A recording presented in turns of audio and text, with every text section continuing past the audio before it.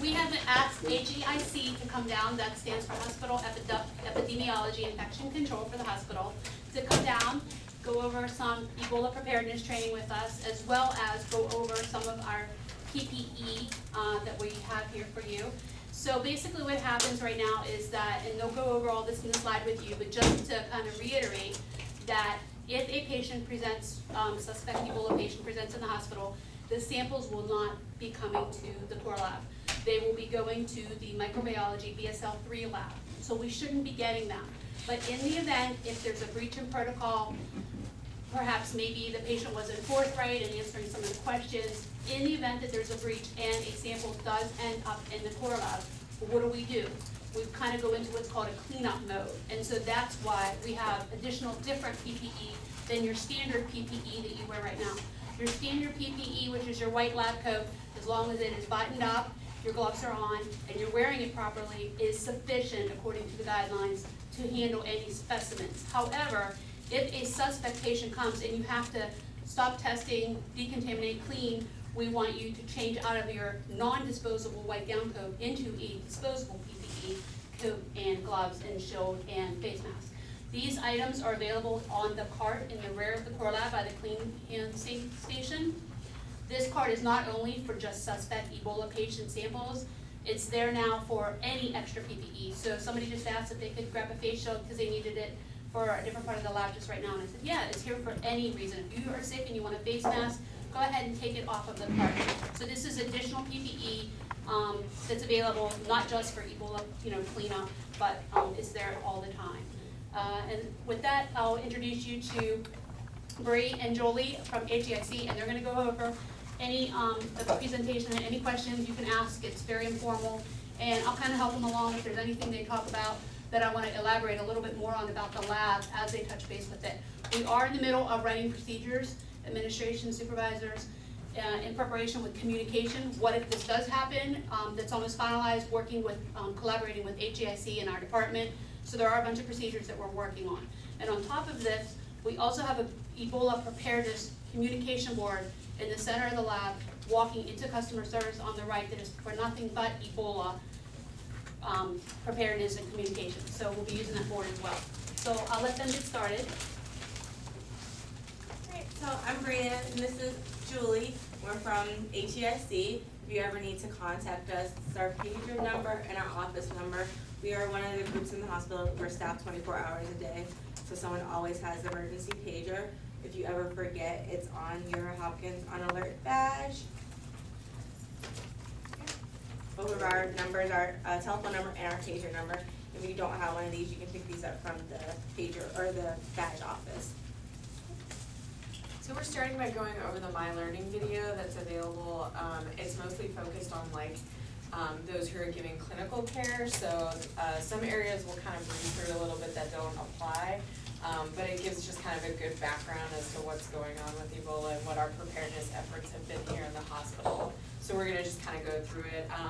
It is available to anybody online, so if you wanna go on and do this specific My Learning, you can do that. There are two that are available though. One is for Bayview and the other is for JHH, so make sure you do the JHH one if you choose to.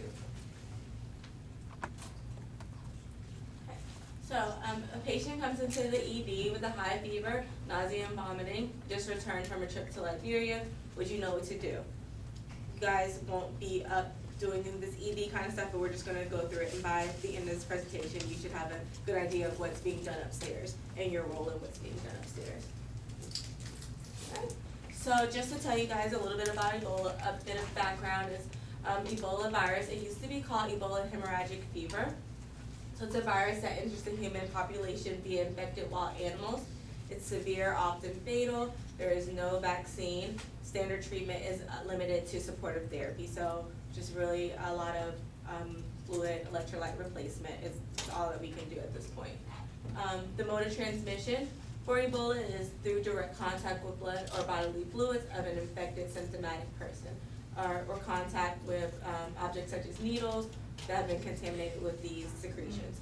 So I really want to emphasize the fact that individuals who are not symptomatic are not contagious.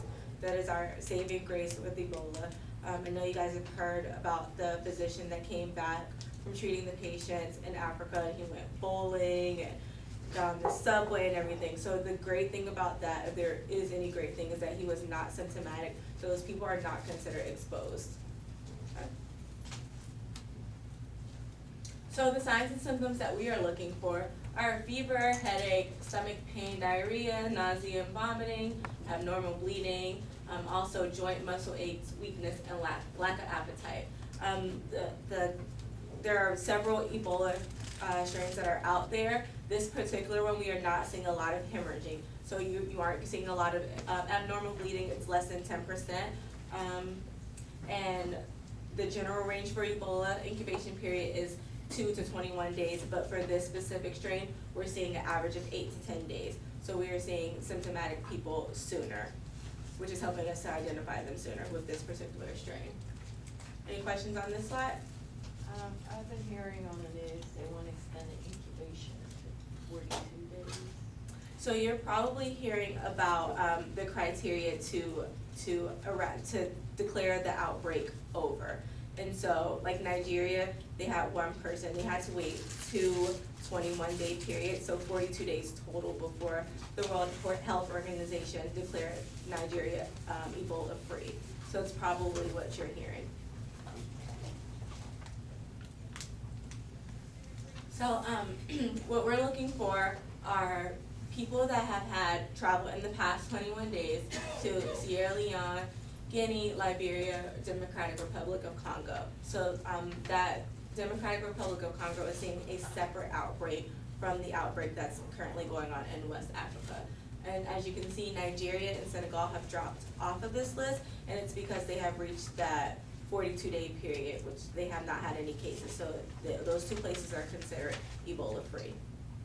Okay. The clinical criteria, we're looking for fever, severe headache, muscle pain, vomiting, diarrhea, abdominal pain or unexplained hemorrhage. So I always joke about this scenario giving us a great geography lessons. Some of these countries sound the same, and some of these countries are on the eastern part of Africa. So just be very mindful that we're looking for these specific countries. There is a Guinea-Bissau that people get confused with Guinea.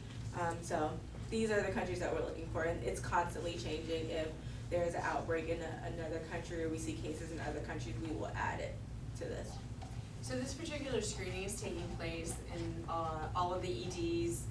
The Jayhawk clinics are screening as well. Anybody who's scheduled for surgery is being asked the question. So all of this stuff is being handled from that end. HAL is screening for anyone who's being transferred here from another facility, Lifeline. So we have a lot of processes in place to catch anyone who's traveled, and that's sort of the initial question. And then it's like, have you traveled to these areas in the past 21 days? Are you having any of these symptoms? And that's kind of how that goes. Okay. So besides the things listed on the previous slide, we're also looking for people that have had direct care or exposure to bodily fluids of an Ebola patient, household members or other casual contacts of an Ebola patient, people that have contact with blood or bodily fluids from a patient that is known or suspected to have Ebola. We're also looking for people that have handled bats, rodents, or primates from disease endemic areas. We're also looking for, of course, providers that have provided care in foreign countries, these Ebola treatment facilities that are out. We're also looking for laboratory workers that have processed the bodily fluids of confirmed Ebola patients without PPE. So that is very important. If you wear the proper PPE and you follow your typical protocols, you will be fine. You guys are very lucky. You guys are in a controlled environment, unlike the clinicians upstairs. And I think a few things to note is that because of all of these questions and these things that we're asking in the ED and all of these other locations of the hospital is why we don't expect to see any samples come to the core lab, because they're doing this screening, rolling out process. And finally, we're looking for people who participated in funeral rites of deceased Ebola patients. Okay. So what to do? I'm I'm gonna breeze through this, just touch on it because you guys aren't providing direct patient care. But upstairs, if a person presents to the ED or J-HOP that has this relevant travel history and has one of these symptoms, we are placing a mask, gown, and gloves on these patients immediately, and then the clinicians are calling HEIC. Okay, and from there, we will continue to ask questions, do additional screening, and if we concur that it is a suspected case, then we elevate that to the state. So, just to emphasize, by the time, the reason why we're so sure that you guys will probably never see these results is because, I mean, it goes through a ton of channels before we're actually able to draw blood.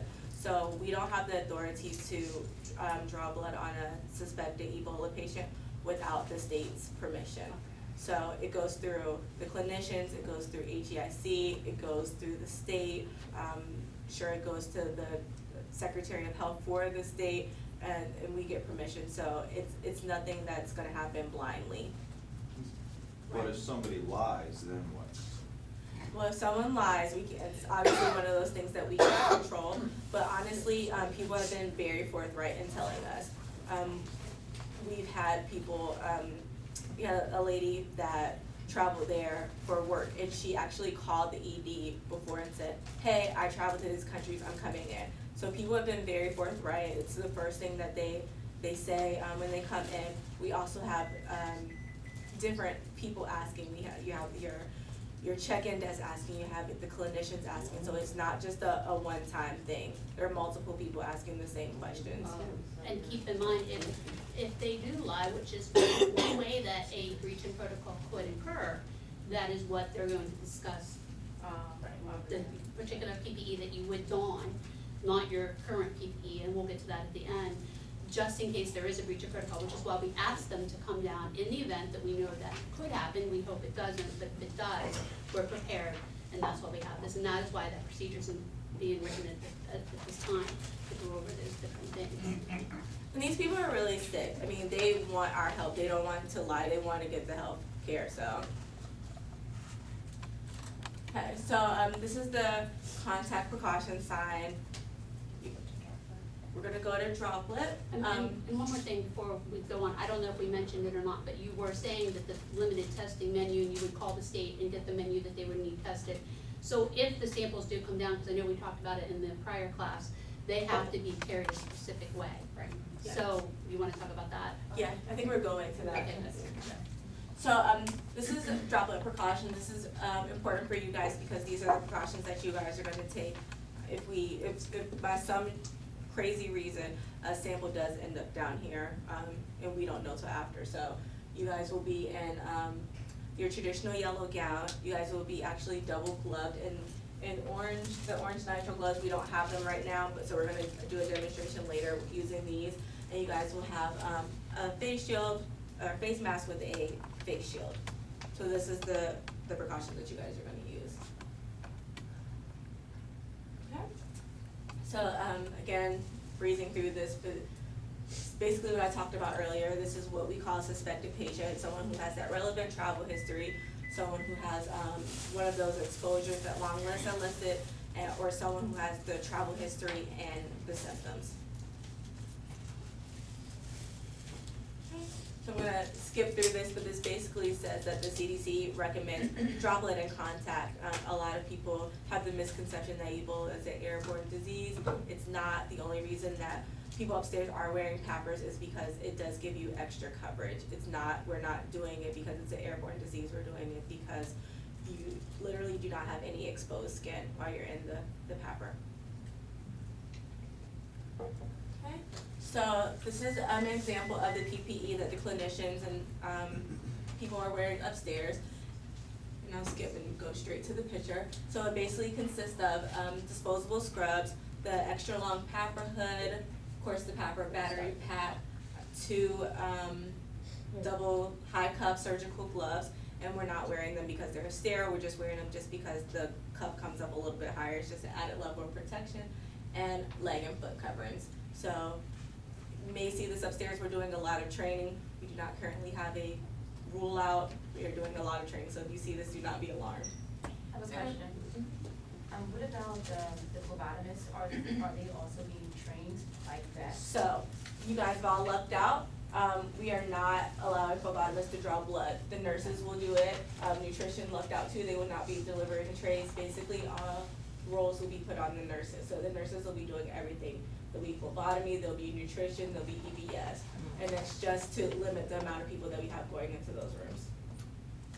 So another important thing on the slide is the bottom part where it says, remember when you're wearing your PPE, not to mess with it as much as possible. So that applies, that's not specific to Ebola, that is specific to all things. So, when you have on your gloves, I know exactly when you get in your PPE is when your eyes start itching and you need to wipe your nose and things like that. But just remember, once you're in your PPE, you shouldn't contaminate yourself by like reaching for your eyes or scratching your nose, things like that. The other thing I was gonna say about that is that, when you see your PPE, do not be intimidated by the fact that it does not look like this PPE. This is for people who are doing clinical care, so they're in a very uncontrolled environment. The patients that that have presented with Ebola have severe vomiting and diarrhea. So their chances of exposure are really high because there's no way to tell when a patient's gonna vomit on you. As opposed to you guys, your situation would be if it had broken through all of these stops that we have in place and makes it down here, this is for cleanup. It's a very controlled environment that you guys are in versus what they're stepping into. So that's why that sort of difference in level of PPE. Are there like rooms that are blocked off for Ebola patients? Yes, so it is actually a 3-room process. So it's got at least 4-to-1 nursing and 3 rooms that will be 1 for patient care with the actual patient in it, 1 just for trash, and then 1 for people to take off their PPE. And you guys are aware that we have designated units where these patients are going to. So NICU and PICU are the designated units. Until our new unit opens, which is 038, which they're going to refit as a biocontainment unit, so. And I'm gonna skip through this. It talks a little bit about a buddy. You guys will not have a buddy down here. The only reason that people have a buddy upstairs is because it's really hard to get out of those gowns and you do need help. You guys are using the traditional yellow gowns that you can pull and get out easily by yourself. So it's the only reason that they have a buddy and you guys don't down here. So here's where your part comes in. So laboratory specimens, I'm actually gonna turn this over to Jennifer, yes. Okay, so laboratory specimens, should not be coming here, and if a patient does present and they do have to draw blood, and they'll be getting the tube of blood, collecting it, wiping it off with bleach, sticking it in a bag, double bagging it, wiping the bag off with bleach, sticking it into a special containment box. If you're interested in just seeing what one of those boxes look like, we actually have one in the lab that you can see. And then they're gonna be transporting them in this little hard case, the nurses, not us, they'll be transporting them, and they're gonna go directly to the microbiology BSL-3 lab. In the event that they accidentally come to the core lab and there's a window with this box, we don't say, oh, you go down this way and that way, we're actually gonna guide them. It's better to take them and walk with them to that micro lab so they're not walking around the hospital with this containment box. So we wanna get them to the shortest route and the easiest way to the microbiology. So we're just gonna simply walk with them and walk them down there if that should happen. There is a limited test menu if you're interested in the menu testing that is available. We do have it on that Ebola communication board in the lab as well. No, so there's been a lot of communication with the physicians and like the ethics committee and legal as to what sort of care is gonna be provided to these patients. Testing is gonna be, again, extremely limited, so we have to get the health department's permission to do any sort of testing. So just know that they're not gonna be ordering pan cultures on these patients, that's just not gonna happen. Or they can order it and they won't get it. Okay, so, we have to do our shameless hand hygiene plug, but you wanna perform hand hygiene just like you would with any other specimen, any other case, any other cleanup. Hand hygiene is very important. Another saving grace about Ebola is it's super easy to be killed in the environment. We have more trouble killing C. diff than we do Ebola. It's not a very hardy virus. It's killed easily by bleach, And we're using bleach out of an abundance of precaution. We don't even really need to use bleach. It's very easily be killed. So just perform hand hygiene, like you would with any other case. If your gloves do become soiled and we have labeled this as a suspected Ebola case, you just wanna wipe your hands down with a 1 in 10 bleach solution, and change your gloves. It's very, very easy. What's it say, never remove the bottom pair of gloves? And That's for- patient, that's for direct care. Yeah, so when they're in the room, they're actually double gloving to go into the room, and then for performing any sort of care, they're putting on a third pair of gloves. So, the clinical people will be triple gloved, and their bottom pair of gloves are to never come off when they're in the room. And they're gonna demonstrate how to put the PPE and how to take it off when they're done. Because we currently don't have, I know they mentioned a couple times the high cuff gloves. We currently only have one type of gloves, and they don't even have an SAP number for them yet, and we are still discussing whether or not we will even purchase the high cuff gloves yet. So currently we'll use the gloves that we wear in the lab, the purple or the blue, when they do the demonstration. And so, just cleaning patient rooms, it's the same process down here, we're using 1 to 10 bleach, so you guys, if we have a spill down here, you'll use that same 1 to 10 bleach solution to clean up, and that's the same thing that we're doing upstairs. And I don't know if everyone caught that it is a 10-minute contact time. Will HEIC be available? We will be here, whether we want to or not, we will be here. Like I said, we are one of the few units that we're staffed 24 hours a day, so whoever that unlucky person is that has the pager will be the first to arrive, and we will be here. We will be staffing the inpatient unit at all times. We'll be here helping Lifeline, so we will be available. You won't have to look for us if you have any questions or concerns. You'll probably see our smiling face carrying the specimen down if they Yeah. notice.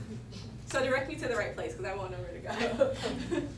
So, will visitors be allowed? We have visitor restrictions in place on the inpatient units. It'll be determined on a case-by-case basis. We definitely will monitor who enters and exits the room.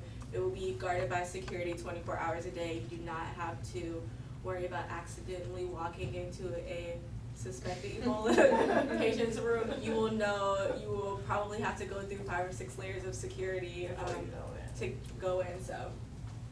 Again, like I said earlier, the nurses will be taking on a lot of the roles of the ancillary department, so nutrition, EBS, and they will also be doing the blood draw, so. You guys don't have to worry about linen, but if you do run across some for some strange reason, it'll be handled the same way trash from the room is handled, which is it'll be disposed of in a red bag trash. So everything that comes out of this room is going to go into red bag trash. And there's a special process that it has to go through to be disposed of. There's special permits, and Stericycle is gonna help with that. We've also hired a private contractor that's gonna help, but there are permits that have to be applied for. Its category A waste, and it's still a lot of stuff that goes into it. But more specifically for trash, if you guys do get a specimen down here by accident, you wanna make sure that you are applying bleach directly to the contents of the bag, red bag trash. You're going to seal that bag, you're gonna wipe that bag off with bleach again, and you're gonna double bag it and wipe it off with bleach, and then it's gonna go into a corrugated box, and Stericycle is gonna dispose of that. And so at this time, we'll just set it aside until they're able to rule it out, whether it's a patient or not. Because if it's ruled out You won't that have it's to not do a that. patient, you would just dispose of it, that red bag, like you would any other of your trash. And if it is a confirmed Ebola patient, we would handle the trash, you guys would have to. Just a question that we've been getting constantly, can Ebola be transmitted postmortem? The answer is yes. You have a very, very high viral load in your body right when you die, so there are also special precautions that we're going to use to handle body. Okay, so if you do by chance come in contact with any infected fluids, you're gonna follow your typical procedure, which is to flush the area with copious amounts of water. You definitely wanna call 5 sticks, notify HEIC and your supervisor. A lot of people are going to attempt to call HEIC first, but we are going to direct you back to 5 sticks. Where everyone's concerned about Ebola, but we have to remember that there are other things we still wanna be concerned about. HIV and hepatitis, just the things that we deal with on a daily basis, so. I'm sure none of you guys are running to go to these countries No. to help out, but if you decide to go, there are tons of travel restrictions that the hospital has imposed. If you get through all of that red tape and you make it there, you will be monitored by occupational health for 21 days. You'll have to self-report your temperature to them twice a day, and that will happen for 21 days. And at this time, we're not restricting anyone for work, but they will find you for your temperature twice a day. Okay. And just in case you guys have any additional questions and you can't find us, which we're always available, but there are other resources that you can go to. CPAR has a great website, and they're constantly updating it. Also the CDC, the WHO. And like Julie said, this whole PowerPoint is on My Learning. Make sure you use the Hopkins version and not the baby one. They have a completely different system and structure that they're using. But you can take this, it takes about 5 to 10 minutes. There's a quiz that you can take to make sure you're proficient. And as always, if you guys have any questions, you can give us a call. Any questions now? How long is the virus viable in specimen samples? I have no idea. Oh, I don't know. But I will find out. But I have absolutely no idea. I'm not even gonna pretend to know. Does refrigeration or does freezing affect the virus? So, yes, I do know that part. You don't want to refrigerate or freeze it. If there is a suspected case, literally it's going to go from our hands to the lab hands, and then it's going to be rushed to Fort Detrick. It's where they're gonna do the testing. It's a PCR test. So we're not gonna refrigerate it at all. I think were you asking, would it affect the virus if you freeze it, Yeah, or it's- like preserve it, in other words? It'll be Yes. preserved in the refrigerator longer, and So you then just- frozen is longer. Yeah. So like negative, So you from said if it was everything in a that troponin serum, I've and I read, freeze it to -20. I read, actually read the lab protocol for it, and you should read it too, it's on the CDC's website, there's an entire lab protocol, but I do remember it specifically saying that you do not want to refrigerate it at all, the samples at all. But it's available on CDC, I'm not an expert in it, but I did read through it, and that part did stick out. They're gonna display PPE. Okay, so you guys, now have these wipes available. These are dispatch wipes that have bleach in them. The contact time for most things is 1 minute. It actually kills things very, very quickly. We were sort of going with this overabundance of caution with everything involving Ebola, so we're saying 10 minutes for anything. So even though it says on here that it kills things in 1 minute, we're still asking for a 10-minute contact time. The other thing you can do is you guys have bleach here, is if you, for some reason, go through all these wipes cleaning something up and need to make up a solution, we're doing a 1 to 10 bleach solution. So you can just mix that bleach yourself. Both of those items are in the cart in the lab. Okay, so we're gonna show you guys the PPE that you're gonna be using to clean up. Basically, you're starting with a pair of gloves. But only after she did hand hygiene. Auto dispense Puro.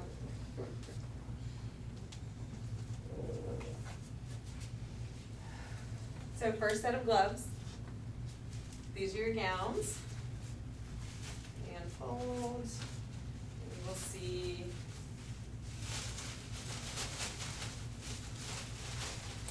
Okay, there's a hole right here for you to put your head through. If you notice in the back, it's perforated so that you can actually tear out of it a little bit easier. Down, there's thumb holes for you to use. We ask that you please use them, they're fantastic. So depending on how the gown fits you, you can tie it in the back.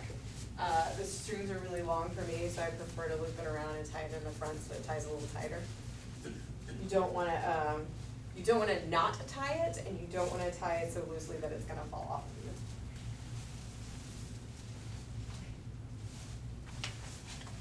Second set of gloves are going on top of that thumb hole. And you wanna make sure that when you put the second set in, I'm getting the cuff all the way in there.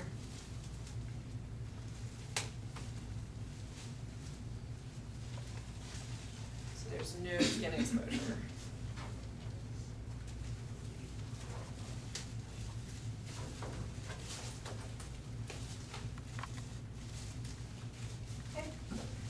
gonna put on my mask. I wear glasses, so I tend to tuck it underneath my glasses before, just so I know it fits under there well. One thing you don't wanna do is take the metal piece that's in here and pinch it, cause it's just gonna create a V that makes it really hard to actually connect with your nose. So you wanna put it onto your nose and then kinda do like a smoothing motion down onto your face. Got my glasses last time. Make sure that you pull the bottom all the way down over your chin.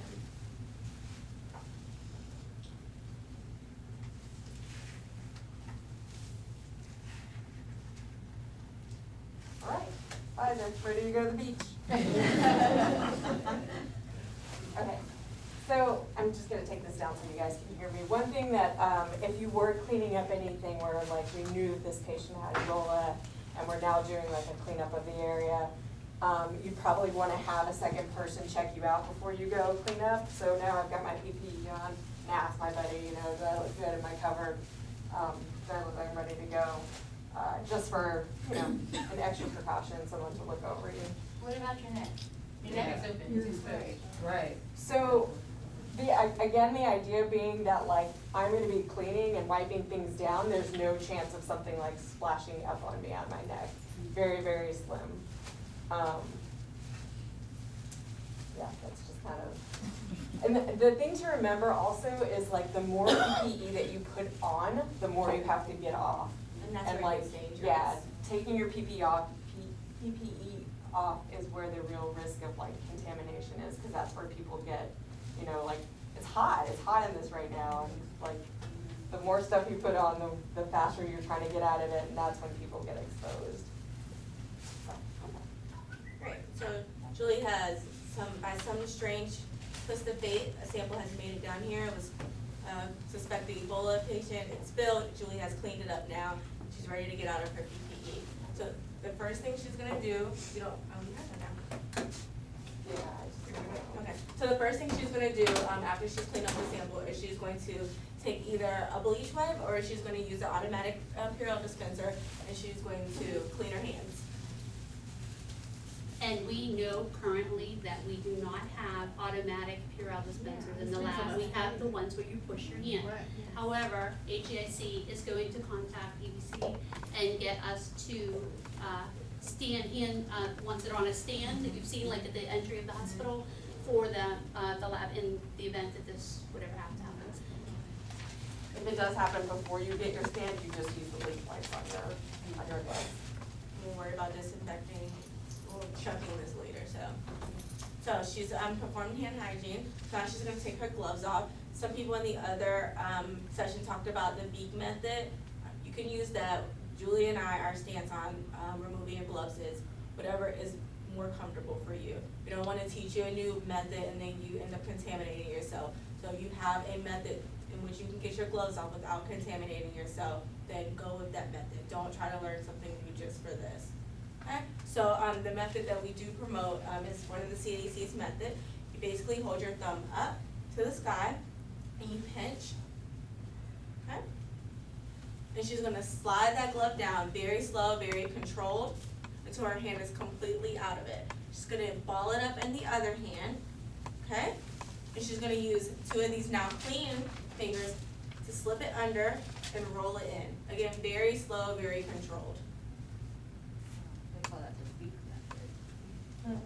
Beak method. So the beak method is actually when you keep both gloves on at the same time and pull one off with the other one. Yeah, I personally don't use it, so I don't teach it because I don't feel comfortable doing it. Okay. So this is where a lot of people do things differently. Again, we don't want you to stray from your typical routine. Some people like to take their gloves and gown off in one motion. Other people like to take their gown off first and then their gloves. So just to show you, we're gonna actually take the gown off and then do the gloves later. So now Julie's gonna remove her gown, being careful not to touch herself, her skin. She's gonna pull it down from around her neck, roll it into each other.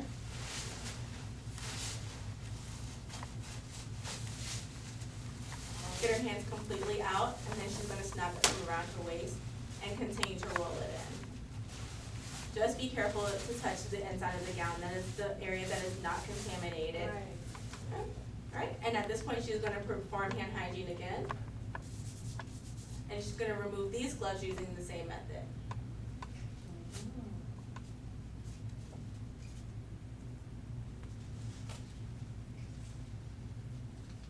Okay, dispose of that. She's gonna perform hand hygiene once more, lots of hand hygiene. She's gonna don on a new pair of gloves.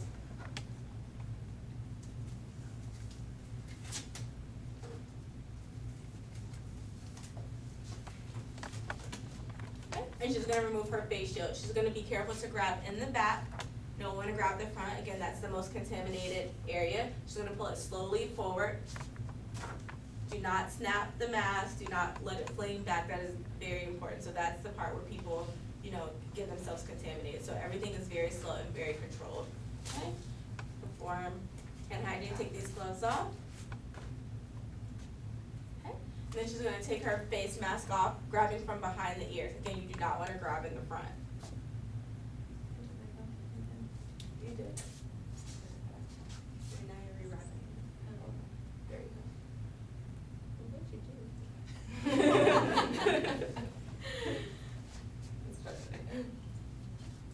Okay.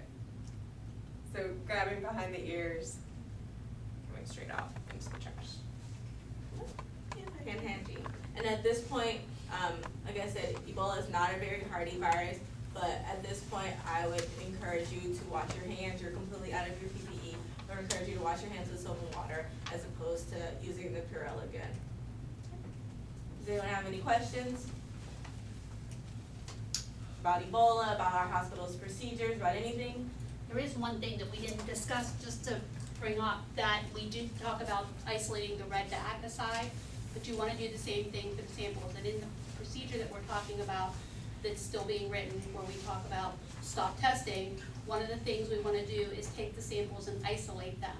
So, we don't have it defined yet, because I'm not sure if, now that you've brought up maybe collecting them to send to CDC, I'm not quite sure, but we were told to isolate them and set them aside as well until further instructions. Jen, where do we put the red bag if we have to? So we wanna double bag it, through the way she talked about, first bag, wipe with bleach, second bag. We're gonna set them aside along the wall, maybe where the stereotype containers are gonna be at. I don't think we decided on a place yet, but we'll definitely have to define a place. And We're where gonna will- set it aside. And where will we isolate the samples? So what we talked about prior to this meeting was getting a small, some of the areas in the lab have small sharps containers on the counter, for example, like in the Ed area. Instead of taking a sample and contaminating an entire red stereocycle bucket of now 30, 40 pounds of contaminated, you've contaminated the whole thing, take one of the tabletops and place the samples into that container and set that sharps container aside with that red bag. That's what we discussed before this meeting. We'll discuss it some more. Mhm. Just a disclaimer, a lot of this stuff is changing on a daily basis. The CDC is putting out new recommendations, we're trying to keep up with the recommendations. So, what we say today may very well be different tomorrow. It's not because, we didn't know what we were talking about yesterday, it's because the recommendations have changed. So, please be gentle and kind with us when we come back in 2 weeks and tell you something completely different. But we're trying to keep up so that you guys are safe at all times. And just to let you know, starting this week, we're gonna do another presentation showing you where the testing is taking place, what's being tested, and we're gonna review again what happens if a sample comes into the core lab. So there's another follow-up to this. No more questions? If you wake up in the middle of the night and remember the question that you were gonna ask, don't call us in the middle of the night. Call us the next day. We'll have the answer.